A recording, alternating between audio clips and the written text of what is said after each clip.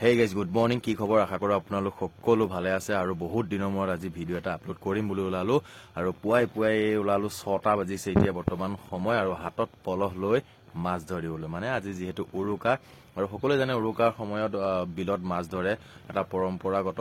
পৰিৱেশ চলি আহি আছে গতিকে একদম ইয়াত কুঁৱলী ফাটাই নাই আৰু এইটো পলহ মানে নিজৰ নাছিলে খুৰাহঁতৰ ঘৰৰ পৰা লৈ আহিলোঁ একদম বোলো নাই মাছ মাৰিমে আৰু এডাল দেউতাই বনাই দিছে যাতে মাছ পালে এইটো চিলাই লৈ আহিবলৈ কাৰণে এটা সুবিধা কৰিছে আৰু দেখিছে একদম কুঁৱলী একদম পুৰা মানে ঠাণ্ডা আৰু এইখন ঠাণ্ডাখনত পানীত নামাটো মানে ধেমালি নহয় আৰু তো যাব ওলালোঁ গৈ যাওঁচোন প্ৰথমতে ভাবিছোঁ যে আমি শিঙৰি বিললৈকে যাওঁ যিখন বৰকোলা ওচৰতে আছে তালৈকে ওলালোঁ আৰু লগত ভাইটিক লৈ ল'লোঁ বোলো ব'ল তই বোলো অলপ লাগিব ছাপৰ্টিংটো লাগেই নহয় গতিকে ইয়াত চাওক ৰাস্তাৰ একদম কুঁৱলী আৰু মানে ৰ'দ ওলাই নোলাই আৰু নাজানো আৰু গতিকে আহি পালোঁ ইয়াত চাওক সেইখনে হ'ল শিঙৰি বিল মানে আপোনাৰ দক্ষিণপাটৰ ওচৰত বৰকোলা এইপিনে ইয়াত একদম মানুহে ঠেঁচা খাই পুৰা ভৰি গৈছে কিন্তু নাজানো মাছ পাওঁ নে নাপাওঁ তথাপিতো কিন্তু মাৰা এটা খুব হেঁপাহ থাকে এটা চখ থাকে গতিকে সেই চখটো মানে পূৰা কৰাটো মানে এটা ডাঙৰ কথা মানে খুব ভাল লাগে এটা ফূৰ্তি লাগে আৰু যোনে এনেকৈ মাছ ধৰে বা চিকাৰ কৰে সেইটো আৰু ক'বই নালাগে সকলো ভাল লাগে তো অলপ পিছত মানে নামিম আৰু কাৰণ এতিয়া সময় হৈছে 7টা বাজিছে আৰু 7টা মানে অকণমান আহোঁতে ইপেন সিপেন কৰোঁতে মেলোঁতে লেট হৈ গ'ল আৰু চবেই একদম ৰাইজে একদম জাল তাল লৈ একদম পূৰা ৰেডি হৈ আছে ৰাইজসকল একদম পূৰা চিট জাল লৈ একদম পূৰা ৰেডি হৈ আছে কুঁৱলী চাওক কুঁৱলী মানে ফাটা নাই এনেকুৱা কুঁৱলী ঠাণ্ডা লাগিছে নহয় আৰু তাতে বিলৰ পাৰত আপোনালোকে জানে নদী হওক বিল হওক পাৰত যেতিয়া আৰু কুঁৱলী থাকে ঠাণ্ডা দিনত বহুত ঠাণ্ডা লাগে আৰু কথাটো হ'ল এইবাৰ মানে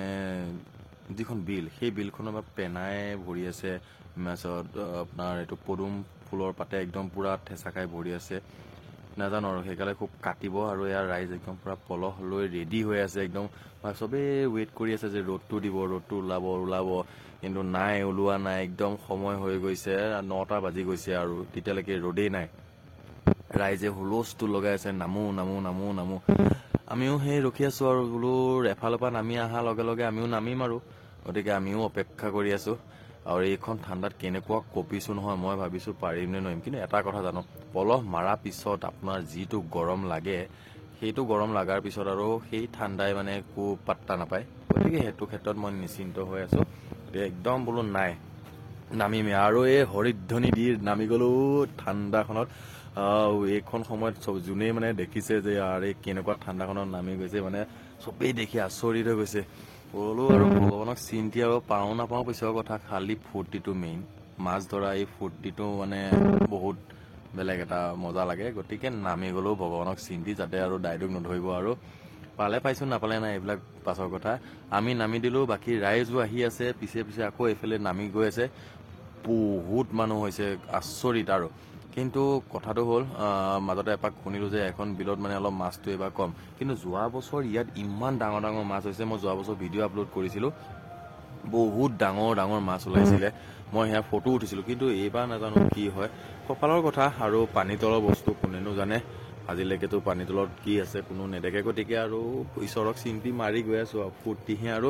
মাছক পোৱা নোপোৱা কি কথা আছে আৰু লগতে সকলোকে কিন্তু ভোগালী বিহু হিয়া ভৰা আন্তৰিক শুভেচ্ছা জনালোঁ আৰু কথা এটা কওঁ এইখিনিতে মোৰ ইউটিউব চেনেলটোত মই বহুত দিনেই হ'ল মাহ হৈ গ'ল মই ভিডিঅ' দিব পৰা নাই কিছু মোৰ নিজৰ ব্যক্তিগত অসুবিধাৰ কাৰণে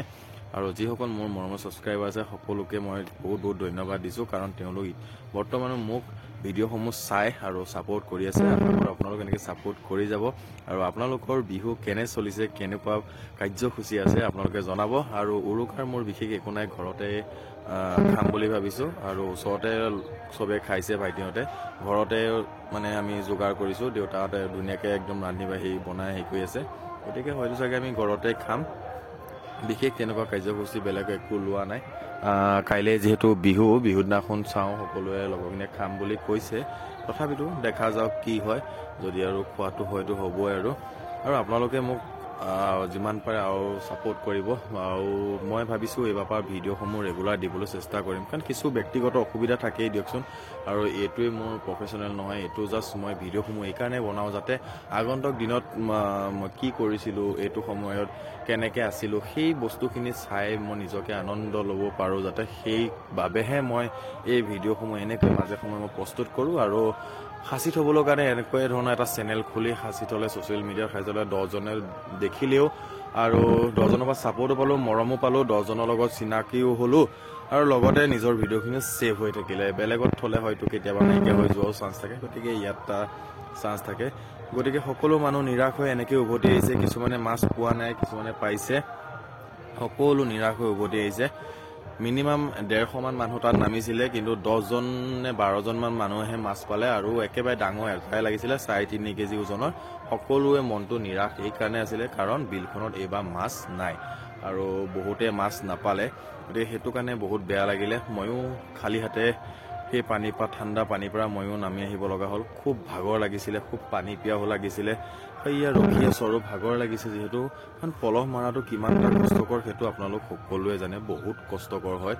মানে। আৰু তাতে পূৰা ভেবৰ আছে, ভেবৰত সোমাই যায় ভৰি, খোজ দিব নোৱাৰোঁ, তাৰপিছত পদুম পাতবিলাকে কাটে ভৰিটো, খুব এটা অসুবিধাৰ মানে হেৰি হৈছিলে। ঘৰলৈ আহিলোঁ, বাকী মাছ নাপালোঁ। আমাৰ এই টিলিকাকেইটা ঘৰতে স্কিন তৰি দিছোঁ যাতে ৰাতিলৈ ইয়াতে খানা খাব। তাৰপিছত আহিলোঁ শহুৰ দেউতাৰ ঘৰলৈ, শহুৰ দেউতাৰ ঘৰত ভাতকেইটা খাবলৈ মাতিলে আৰু ৰুকা বুলি আহিলোঁ। আৰু যিহেতু অলপ মানে বস্তু নিবলগীয়া আছিলে, তো তালৈকে আহিলোঁ। ইয়াতে ভাত পানী খাই মেলি এতিয়া চিধা ৰাওনা হ'ম ঘৰলৈ ৰাতিৰ কাৰ্যসূচীৰ বাবে। ধন্যবাদ।